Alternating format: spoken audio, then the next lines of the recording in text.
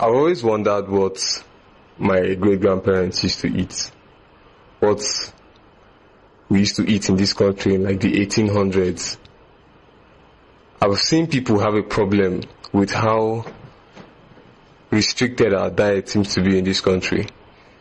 We eat rice, beans, yam, spaghetti and indomie, gari, or swallow with some soups, and that's it.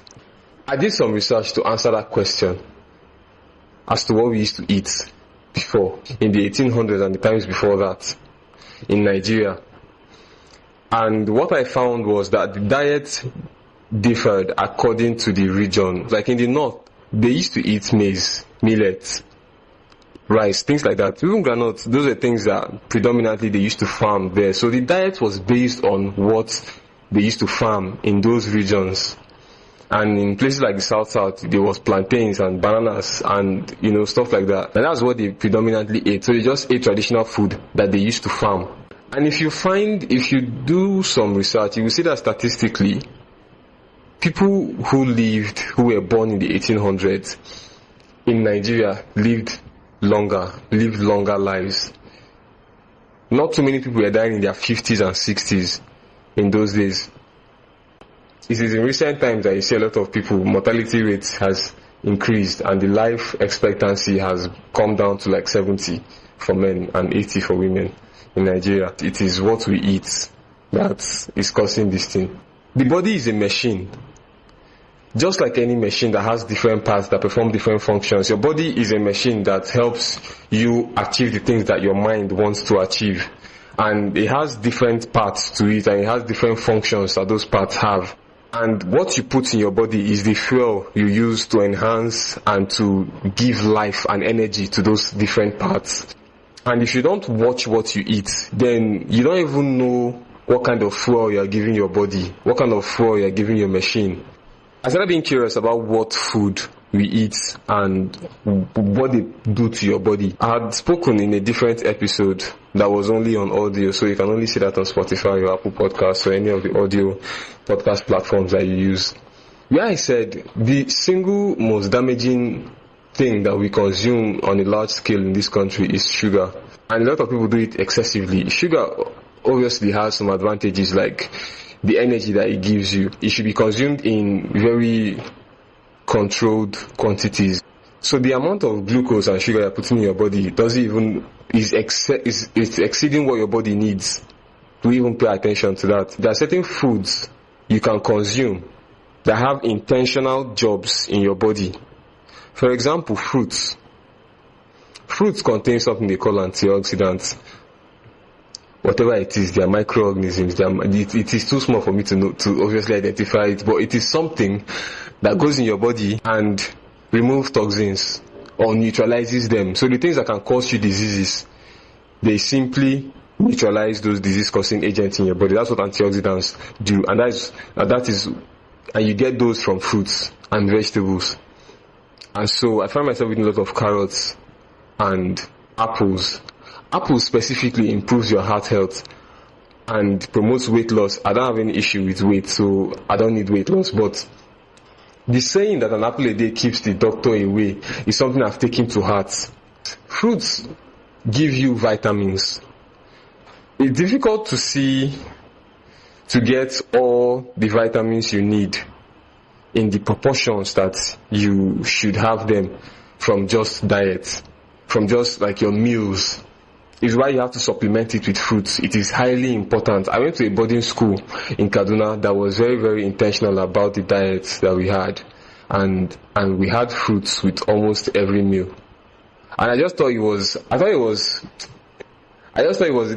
nice thing to do. I didn't have the consciousness, the presence of mind that these things have what they do in your body, and you have to augment your meals with certain things to make sure that it goes well, to make sure that your body is getting the proper flow that it needs to perform for you. And as young people, it is until old age a lot of people even realize that their bodies are the machines for their mind. Your consciousness is in your mind, and your body is just for example, if they ask you, this is my arm, this is my head, this is my eye, this is not me, Me is my mind and my consciousness. And so if you don't separate your body from your mind and use your mind and the knowledge in your mind to take care of your body, then you'll find that you treat your body terribly over time, and then when it catches up to you, it might be too late. I'll give you a story. There's a church member we have, all had, because I don't go to that church anymore. One of them, so 2 church members, right? One is a bike man, and the other one is just a man, a church member. But he's a retired person, so all he has is his pension that he receives. He's on a lot of medicines. May I mention that? No, maybe I should leave that part. Anyway, I just believe that there's a certain weight category you will fall into if you really pay attention to your health, and he was not in that weight category. Now, the one that was a bike man is a church member. So as church members, they know each other. So the bike man church member carried this older man to where he used to go and collect his pension. And from the pension place, he went straight to a pharmacy to go and buy his drugs for the month. And then when he went in there, he realized that his pension, the entirety of it, couldn't buy all the medicine he needed. And he cried. Imagine a man of that age crying. Imagine it's your father crying like that. And that is what can happen to you if you don't take good care of your health with your youth. You don't exercise the way you're supposed to. You don't eat healthy the way you're supposed to. One of the funny things I find about eating healthy, I told one of my friends one time that, you know what, I think I'm going to go on a plant-based diet. I really want to go on a plant-based diet. And even at the time, I already checked my diet and seen that it was 85% plant-based.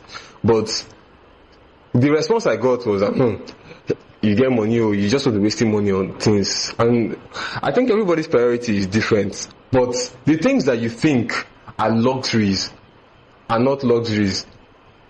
Luxury does not have plural. I don't think it does. The thing that you think is luxury is not luxury a lot of the time. If you think about it, when you're taking care of, I'm taking care of the 60-year-old coke boy. These foods give you these things, and it is beneficial that you take them into your body whenever you can. Don't pass up on the opportunity to buy a carrot for 200 when you see it passing. Because when next will you see, you can't go to ShopRite, let me not say ShopRite, but you can't go to your local store and buy a carrot off the shelf, you know. Anyway, there is something I heard of, and I have not done the proper research to confirm or deny it, but it was the person that I heard it from claimed that it was researched. Now, according to them, there is something they call glycation. You know how when you have raw meats, like for example a full turkey or a full chicken, and you put it in the oven, and from that pink color it begins to brown slowly. Even your cake, from the color of that, raw this thing, it begins to brown and slowly cook until it's dark brown. There's a process they call glycation, and glycation is basically the cooking of your body on the inside. So if a child is born, if a baby is born, they are like that very raw meat. And from that moment, your body begins to glycate. So your body starts cooking. And there are things that hasten or speed up glycation that makes you cook faster. Anyway, that glycation process here, you keep glycating as you age, as you live. And then when your body is done glycating, you die. That's how it works. So that's why nobody lives forever. But there are things that can slow glycation and things that can speed up glycation. And it is glucose spikes that speed up glycation. Glucose spikes is obviously a spike in your glucose level based on what you eat and how you consume food. Now, according to this person, you can limit your glucose spikes by obviously eating only the glucose that your body needs. Another way which you recommend is to eat food in a particular order. For example, if you have a meal, start with your fruits and your vegetables first. So if you have, I don't have to explain this. If you have a meal, start with the fruit and vegetables first, and then eat the protein or whatever it is next, and then eat the carbohydrate or carbs or whatever last, or whatever has the glucose or the sugar or whatever last. So if you have spaghetti with some broccoli or cauliflower or some cabbage, and then eggs or meat, start with the cabbage or the cauliflower or the broccoli, and then eat the egg, and then eat the spag. That's how you should go. according to them. One more thing about your health and how you eat. A lot of people don't have, and it may be due to our daily routines, but we don't have a timetable for eating, like a window. And it's only recently that I've adopted this to have a window for eating, that I don't eat after 9 p.m. and I don't eat before 8 a.m. And so that you can have a window where you eat, and then you can now give your body a long time to rest. In our desire to make our message easier to reach and digest by the majority of our amazing audience, we have launched the Goodliving website.